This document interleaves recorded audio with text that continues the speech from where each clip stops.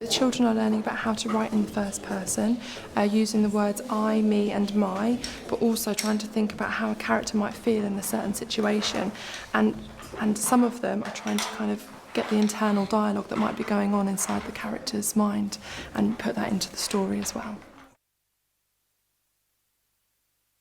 I've differentiated the lesson in terms of some children are having a complete challenge, so they're working independently and they're following instructions but also working in pairs, so they've got each other as a resource and to rely on.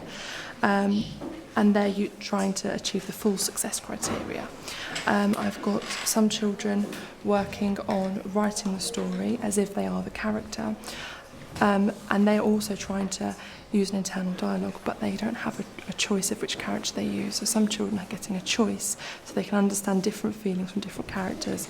And then another form of differentiation is that some children have got a template, so that they can see third-person sentences, and then they have to pick out exactly where the words are that need to be turned into first person.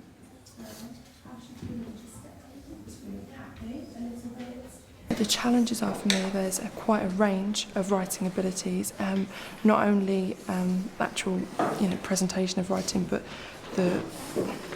and also reading and what they comprehend. Some children have had quite an extensive variety of reading materials, and they understand literary effects. They understand when an author writes in the first and third person, and they're really ready to experiment and write in the first person themselves, whereas others just need a little bit more support to understand really the difference between the two. So next, some of the children who are already experimenting with first-person writing will think more about internal dialogue and rhetorical questions, and other children will then start to have choices of which characters they can write about and start to look at more advanced vocabulary. So, for example, there's one group working on vocabulary such as adventurous, brave, shocked, grown-up, and then that will feed into the next lesson, and they can start to be peer coaches for the other children and explain what some of those words mean, and then they'll get some choice over which characters they write in the perspective of.